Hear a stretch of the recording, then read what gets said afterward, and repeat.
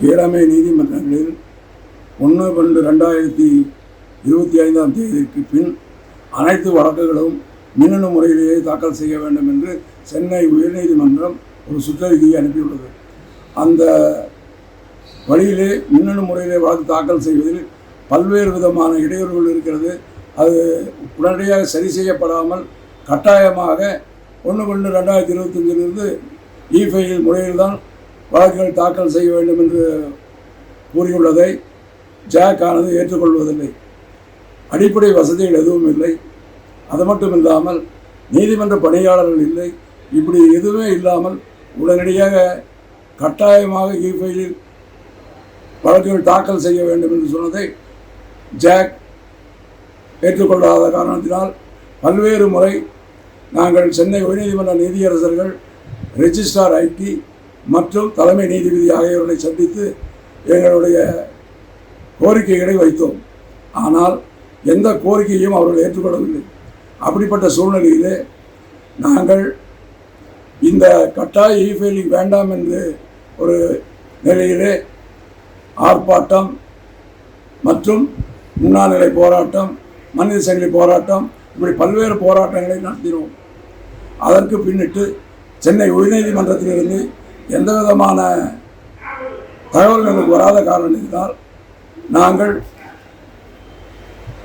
சென்னை உயர்நீதிமன்றத்தை 7/1/2026 என்று முற்றுகை போராட்டம் நடத்துவோம் என்று வழக்கறிஞர்களுக்கு அறைகூவல் விடுத்தோம். அதன் அடிப்படையிலே ஒரு மாத காலமாக நாங்கள் கீழமை நீதிமன்றத்துடைய வழக்கறிஞர் சங்கத்தை சந்தித்து அனைவரும் இந்த முற்றுகை போராட்டத்தில் கலந்து கொள்ள வேண்டும் என்று கேட்டுக்கொண்டோம். அதன்படி சென்னை உயர்நீதிமன்றத்திற்கு இன்றைய தினம் 7/1/2026 என்று சுமார் 25,000 வழக்கறிஞர்கள் வருவதாக இருந்தது. அப்படிப்பட்ட சூழ்நிலையில் நேற்று 5 மணி அளவிலே சென்னை உயர்நீதிமன்ற நீதியரசர்கள் சுரேஷ்குமார்,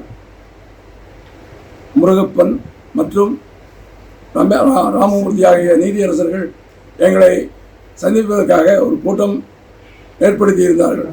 அந்த கூட்டத்திலே பல்வேறு கருத்துக்கள் பரிமாறப்பட்டது.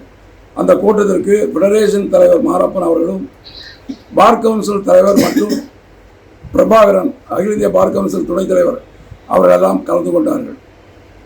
இவருடைய கருத்துக்களெல்லாம் கேட்ட பின்பு அவர்கள் எப்படியாவது ஒரு காலகட்டத்திலே இ-ஃபைலிங் நீங்கள் செய்துதான் ஆக வேண்டும். ஆகவே நீங்கள் இப்பொழுது அதை செய்தால் என்ன என்று கேட்டார்கள். நாங்கள் சொன்னோம், இ-ஃபைலிங் முறையில் செய்வதற்கு எந்த ஆட்சேபனையும் இல்லை. உள்கட்டமைப்பு வசதி மற்றும் அதற்கு தகுந்த பயிற்சி பெற்ற நீதிமன்ற ஊழியர்கள் இருந்தால் உடனடியாக நாங்கள் அதுக்கு இ-ஃபைலிங் முறைக்கு மாறி ஃபைல் பண்ணுறதுக்கு ஒப்புக்கொண்டோம். இருந்தாலும் இப்போ இருக்கின்ற சூழ்நிலையிலே அதுக்கு வழிவகை இல்லை. ஆகவே நாங்கள் இப்பொழுது இ-ஃபைலிங் முறையில் வழக்கு தாக்கல் செய்ய முடியாது என்ற நிலைப்பாட்டை எடுத்து சொன்னோம். அந்த நிலையில் நீதியரசர்கள் எல்லாம் அனைவரும் கேட்டுவிட்டு பின் இரவு 9 மணி அளவிலே அவர்கள் கட்டாய இ-ஃபைலிங் என்று கொடுத்த சுற்றறிக்கையை தற்காலிகமாக நிறுத்தி வைத்திருக்கின்றார்கள். ஆகவே அந்த தீர்ப்பின் அடிப்படையிலே இன்று 7/1/2026 என்று சென்னை உயர்நீதிமன்ற முற்றுகை போராட்டத்தினை நாங்களும் தற்காலிகமாக ஒத்திவைத்திருக்கின்றோம். ஆகவே இந்த போராட்டத்திற்கு உறுதுணையாக இருந்த ஜாக்கினுடைய அனைத்து வழக்கறிஞர்களுக்கும், வழக்கறிஞர் சங்கங்களுக்கும், ஜாக்கின் ஒருங்கிணைப்பாளர்களுக்கும்